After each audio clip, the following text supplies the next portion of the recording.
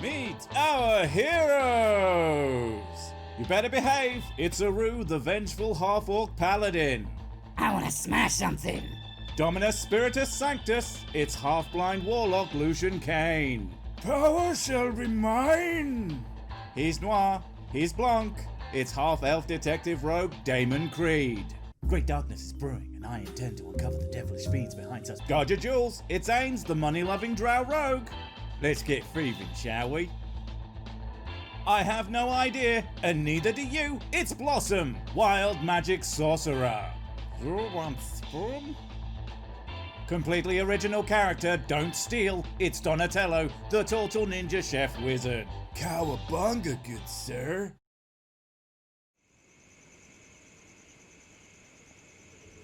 The adventure begins in a tavern, because of course it does. Deep within a remote forest, when our heroes have an unexpected encounter.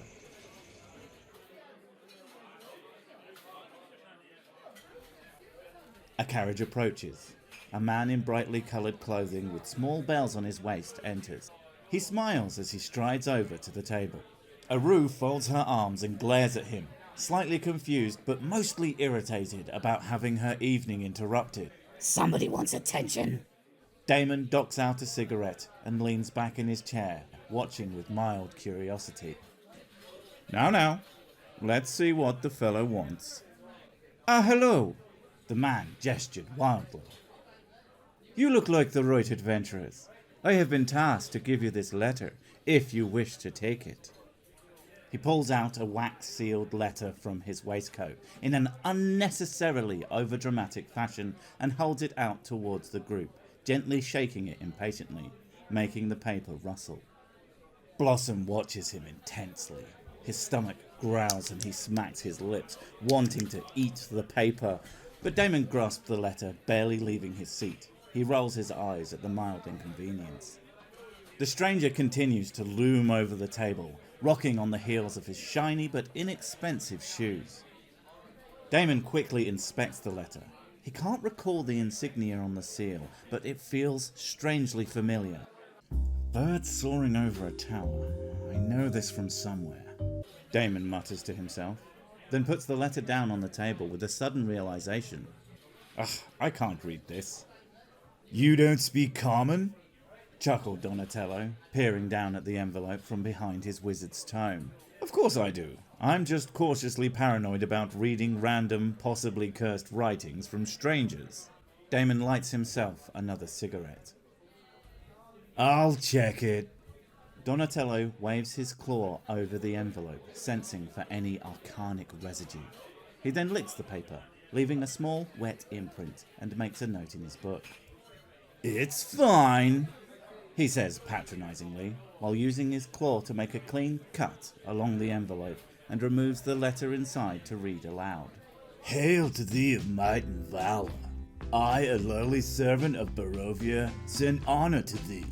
Oh, how polite. We plead for thy so desperately needed assistance. The love of my life, Arena Cororia, has been afflicted by an evil so deadly that the good people of our village cannot protect her. Oh, that's not good. She languishes from her wound, and I would have her saved from this menace. There is much wealth in this community. I offer all that might be had to thee and thy fellows. If thou shalt answer my desperate plea, well, if there's coin involved, come quickly, for her time is at hand. All that I have shall be thine. Signed, Burgermeister. I prefer pizza. Lucian pondered for a moment, curling his thick eyebrows. I've heard of this Barovia before. It is a land of great secrets and power.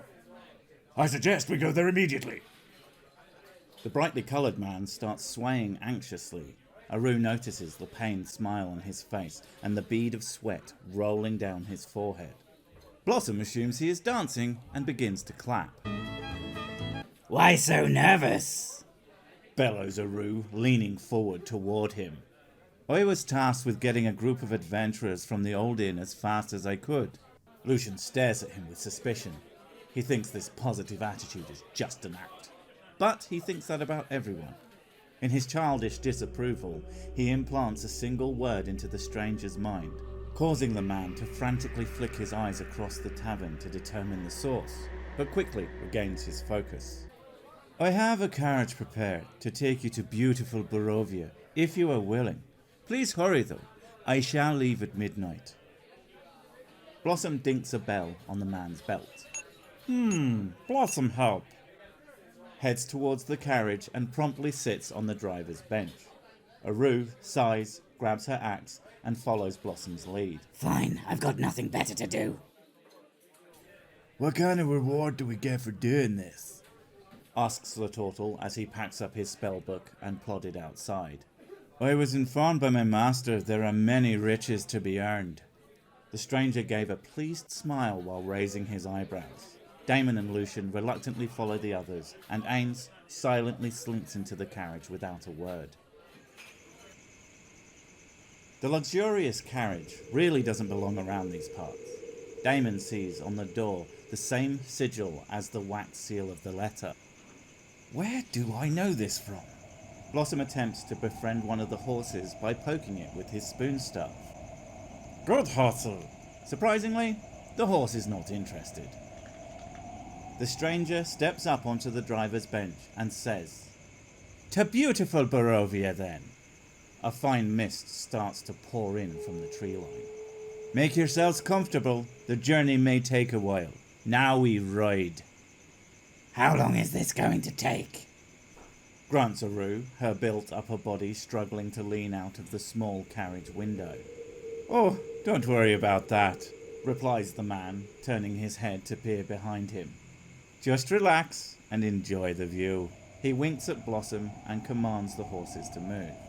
Donatello summons his owl familiar, who flies alongside the carriage. As they travel, the fog becomes thicker. It feels almost as if they are not really moving, and becomes difficult to track the time. Aru and Damon give each other a wary look as the carriage rolls deeper into the fog.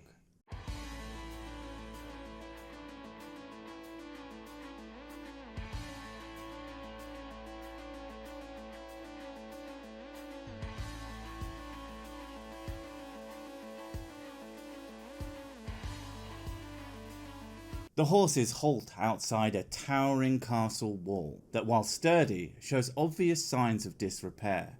Two colossal headless statues flank rusty iron gates. This is where we part ways. We have other business to attend to. Just go through the gates and follow the road through the forest. You will find the village of Barovia there. You shall find what you are looking for. The colourful man forces a smile as the party exits the carriage. Blossom dings the bells on the man's belt and says, "Blossom have?" "Oh sure, I have plenty of them," and hands him a single bell. Oh, thank you, Ding Ding Man. The carriage departs into the fog, leaving the party standing in the middle of the wilderness. Sounds of howling can be heard in the distance. Aru grunts as she pushes against the gates, which slide across the mud, creaking as they slowly part. Damon takes lead. Stay close, I'll guide the way. The party heads off into the forest. Blossom and Donatello pick up pebbles along the dirt road, while the rest of the party stays sharp as the sound of wolves becomes distinct. Suddenly, a wolf in the road quickly darts into the trees, leaving something on the path ahead. Damon pulls out his shortbow and hides behind a tree. Aru, Lucian and Ains follow his lead. What is it? Whispers Aru. I'm not sure. Let's be careful, replied Damon softly. Blossom hums a popular orc song as he carelessly stomps forward and pokes the body with his spoon staff. Oh, that guy. Donatello waddles alongside him and sees the corpses of a man whose neck has been ripped open. He assumes it was most likely by the wolves. Not a nice way to go, remarks Donatello, while casually checking the corpse's pockets and finds a torn, brown envelope with a letter inside. Damon approaches and takes the letter. This sounds familiar. He compares it with the letter that they got from the colourful man. The context is similar, with a few minor changes, but the handwriting is different. This one is fine and elaborate, whereas this is hastily scribbled. Both are signed by Burgermeister. Forgery, perhaps? He looks down at the corpse. We should inform someone when we get into town about this poor soul. He deserves a good burial. He then leads the party further down the road. An hour later, the party comes across farmland filled with dry corn stalks. Blossom takes one of the ears of corn and inspects it. He looks at the dried corn and then at the grey skies above. Bad sky, bad corn. Donatello confirms. You're right, dude. Weather is not favorable here. Maybe it's magic. He wiggles his claws as Blossom pockets the ear of corn. Multiple thin smokestacks drift in the breeze. The village is in sight.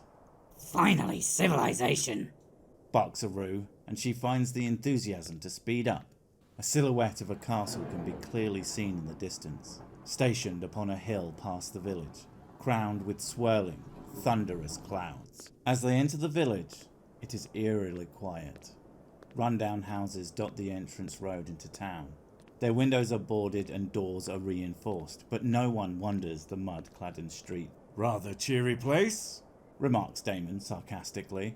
Blossom walks up to one of the smoking houses and knocks on the door, but there was no reply. He shrugs to the others. Ains scans the nearby streets, hoping to find any sign of life or buildings of any significance. He spots a tall 4-story manor, lording over the other buildings. His keen eyes saw that there were 2 small figures moving just outside of its garden gates. There's someone here. Should we talk to him? He cautiously pans his eyes across the street. Let's get a better look. Donny sends forth his owl familiar, and through its eyes the figures come into sharp focus. A young boy clutching a soft toy animal and a slightly older girl, both pale and sickly, but well dressed, the girl desperately looking around with great concern on her face. They're just kids. Perhaps they know where the Burgermeister lives, states Damon as they approach the children. The young girl sees the group walk down the street and beckons to Ains. Oh, please, mister. Please help. There's a scary monster inside our house. He bends down to their eye level, but keeps his distance. Where are your parents? The girl points towards the manor house. They are still inside, but they haven't come out for hours. Please help. The more she spoke, the more panicked she appeared. The boy silently hid behind her, tightly holding the stuffed toy he had in one hand and the other tugging on the girl's dress. What kind of monster is it? Donatello tilted his head.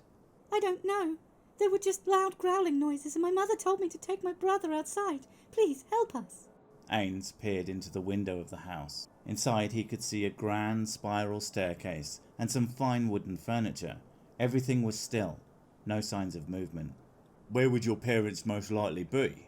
He questioned. My mother said she was going to get our baby brother, so probably in his room on the 2nd floor. Donny sends his owl to look through the 2nd-story windows. He can see a few bedrooms with similar expensive furniture, but again silent and empty. Ains decides to put his ear against the front door. He hears the sound of crackling, perhaps from a fireplace, but otherwise deathly quiet. He looks through the glass on the door and sees a large entranceway adorned with a shield bearing a coat of arms, a golden windmill on a red field. Lucian strolls up and puts his hand on the door, and instantly recognizes a magical aura within the house. He could practically feel an evil presence beside him. He smiles to himself. Perhaps we should go inside.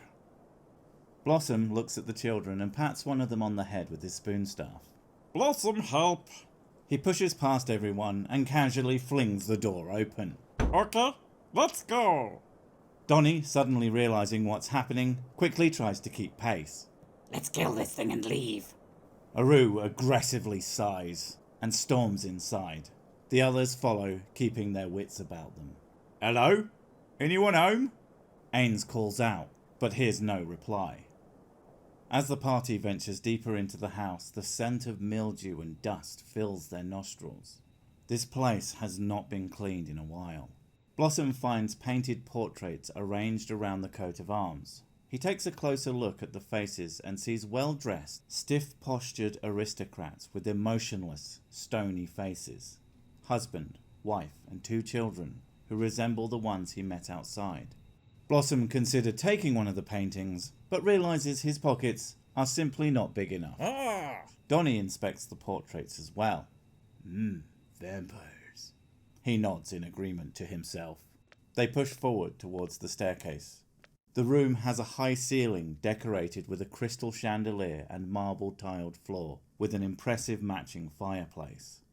Ains stands at the foot of the stairs and gazes upward toward the next floor. The wooden steps crack when he stands on them, like they haven't felt the weight of a person in years. He can see 4 suits of armour, all carrying the family shields on the landing above. He quickly returns back to the lower floor, where Damon is exploring adjacent rooms. The first is a windowless wooden panelled dining room, dimly lit with candle lanterns. In the centre, a large mahogany table and matching chairs, which takes up the majority of the space, set with fine silverware and ceramic plates filled with food. Nothing but food in here. He calls to the others, and is immediately rammed from behind by a charging Tortle, who races to the table and begins eating, stuffing as much salad into his mouth as he possibly can, when he suddenly stops and spits the food back out onto the plate, realizing that the food is rotten. Why would they serve rotten food? He winces and wipes his tongue from the foul, sour lettuce. He gasps Vampires. and nods in confirmation to himself. Blossom is staring at the painting above the fireplace, a beautiful nymph surrounded by vines and flowers. Ooh, pretty. Aru rolls her eyes and growls impatiently, waiting at the foot of the stairs. Blossom turns to her and asks, Blossom take? Or too big? She groans in disapproval. You sad? 1 spoon? He offers the spoon at the end of his staff and lightly taps it on her shoulder. Thank you. She steps back, confused. You're welcome. Blossom then walks off to find Damon. Damon is checking the other rooms for any sign of the parents. A small kitchen reveals nothing out of the ordinary, so he enters a lounge area littered with stuffed animal trophies. A stag with huge antlers hangs over the fireplace, a bearskin rug in front of it. Smaller, rodent-like animals and birds are displayed on the mantelpiece, and 3 full-sized wolves, snarling with dead eyes, surrounding the leather sofa, which Blossom promptly pets. Good doggy. Damon checks the cabinets and finds them locked. Ains silently sneaks up behind him. I can help with that, mate. And reveals a lockpick from within his cloak. A few seconds later, it breaks inside the lock. Oops, maybe not. Ains smiles. He attempts to try the other cabinet in the room and successfully opens it this time. Inside is a small collection of crossbows. Damon grins and takes the hand crossbow, testing its balance. Oh, this will be useful. He chuckles to himself and walks out of the room with his prize. Blossom, imitating Damon, walks up to the cabinet and picks up a light crossbow, Oh, this wood. then places it under his cloak. Ains finds himself back at the bottom of the stairs and looks over to Lucian, who seems to be swaying his hand held up, sensing the magic within the building with a slight smile. Hey, Lucian, you're good with magic, right? His smile fades to a scowl as he is taken out of his trance. I am. Can you check out these suits of armour? There's just something not right about them. Lucian pouts. Sure, I will use this great ancient power for something so trivial. Yeah, thanks, mate.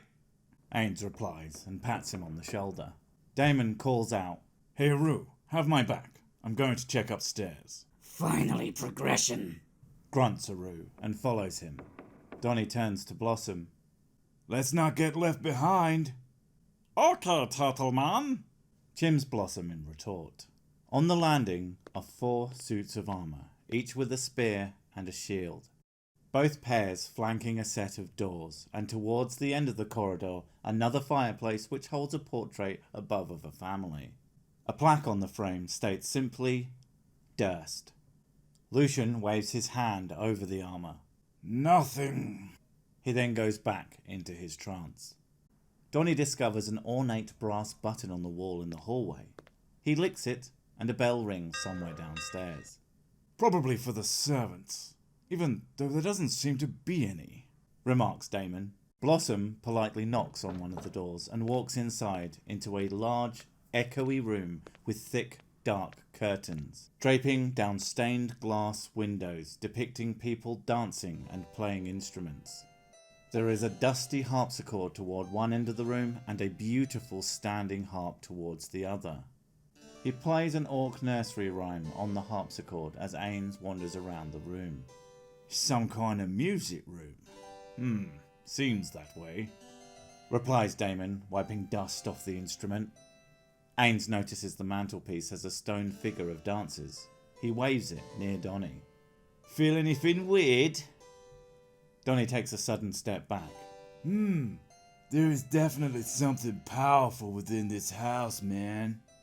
The rogue looks closer at the statues and realises the dancers are actually well-dressed skeletons. Well, that's nice. He puts the figurine down and slowly backs out of the room.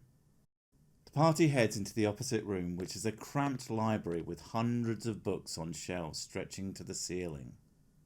Aru notices a small desk arranged into one corner with some papers on it. She finds a letter hidden there. It is the will of Gustav Durst. He names Walter as the sole heir and beneficiary of his estate. Lucky guy. She jealously huffs. Ains runs his hand along the spines of the books, reading off the various titles. There doesn't seem to be any particular organisation. I've got all sorts. History, warfare, alchemy, magic and monsters. Donny hears magic and slips the book out of its snug home on the shelf, and it instantly crumbles to pieces in his claws. Oh. He disappointingly tongues at the scraps of paper in his palms.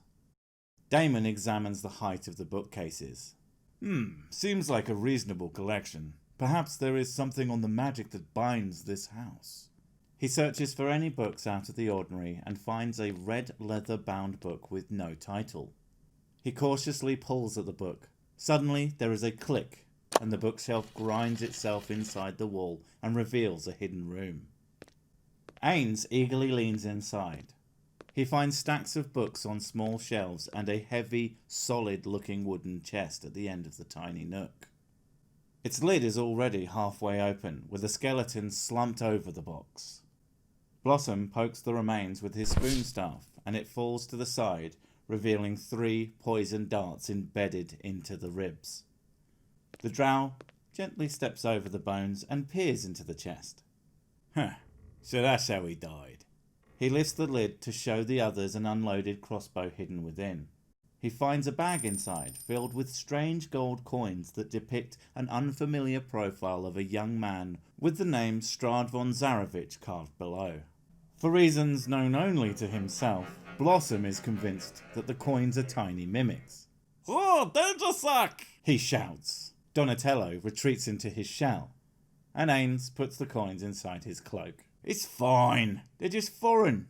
He then notices that the skeleton is holding a sealed letter and pulls it open. It appears to be a note from Strahd, belittling their servant for torturing and sacrificing strangers in their house. Ains recognises the handwriting as it looks identical to the letter given by the colourful man. Whoever owns this house seems to be torturing people in some kind of dungeon. Perhaps there's more to this house than those children led us to believe.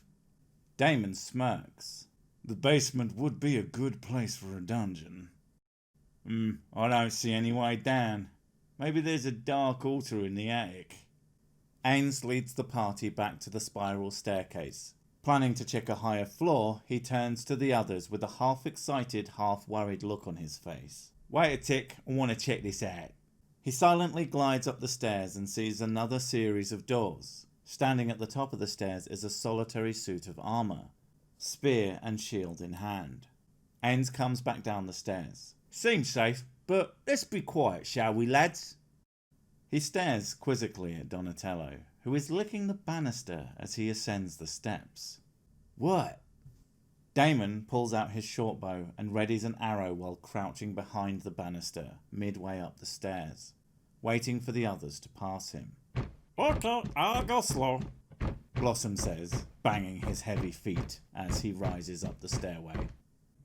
If it's safe, then why bother being quiet? Aru marches ahead, but Ains halts her at the top, causing him to be pushed onto the landing. As soon as his feet touch the top, the suit of armour lunges its spear towards him. Swiftly dodging the attack, he pulls his rapier from within his cloak and slices at the armour on instinct, scarring the metal breastplate. In a panic, Donatello accidentally sets the banister ablaze with a firebolt. Damon hears the commotion and lets go of the string of his short bow, causing an arrow to pierce the top of the banister next to Donny, who promptly licks it. Lucian, in a half trance, fires an eldritch blast, hitting the wooden panelling behind the suit of armour. He scowls, and if it had eyes, the armour would be scowling right back. Dude, are you high? Exclaims Donatello. Hit the armor, not the building. Aru gallantly steps onto the landing, slowly draws the great axe from her back. A wicked smile creeps onto her face. My turn. She slams her axe into the armour. A deep indentation punches into the metal. The armour staggers backwards, dropping its spear and shield. Blossom attempts to fire a ray of frost to freeze the armour in place, but the spell only has enough power to put out the fire on the banister. Blossom and Donny each look at each other and shrug their shoulders. The armour, now finding its footing, throws a punch towards the paladin. She manages to block it with her great axe, but the armour uppercuts her with its offhand. Aru takes the blow to the jaw and remains standing. That all you got? She growls through her teeth. While the armour is distracted, Ain swipes at its legs, trying to get them to buckle, but the armour still stands strong. Donatello wonders what orc blood tastes like, which somehow helps him muster the magic to launch a mighty firebolt, which engulfs the armour and the helmet melts from the intense heat. The clang of metal echoes through the building before returning deathly silent once more. Nice one, Donny. Aru smiles a bloody grin. She places a hand on her forehead, mutters a quiet spell, light surges from her palm and closes her wounds. That's better. Now can we please be done with this place? Let's try to be sneaky. Ains glares at Donny. How about I'll check out the rooms before we all barge in there? Hey, I'm a turtle, so it must be me doing all the barging, right? Donny opens his arms out in disbelief at the accusation. The drow approaches a door with a stained glass window depicting the same golden windmill on a red field. He tries to see movement through the glass, but it warps his vision. I just want to make sure it's clear before heading in there. Donny glances over to Blossom and nods. Blossom nods in agreement as he knocks on the door closest to him. Hello, it's me. He calls and walks into the room, which turns out to be a small cleaning cupboard. A broom floats towards him softly, before whacking him on the head. Oh, naughty brush. Blossom shoots a fireball, completely missing, setting the shelving in the cupboard on fire. Ah, Broom, fire! He shouts. What is going on in there? Damon looks inside the cupboard. Holy sh... He perfectly flings a dagger over Blossom's head and it embeds in the handle of the broom. Oh, stop! Shouts Blossom, ducking out of the way. Donny steps in front of Damon. Oh, we setting this place on fire? Alright! And hurls a firebolt into the cupboard, crisping the top of Blossom's straw wig. Oh, why? He ducks down again. The flaming broom strikes Blossom, this time with a fatal blow. Oh, He collapses, blood pooling around his now lifeless body.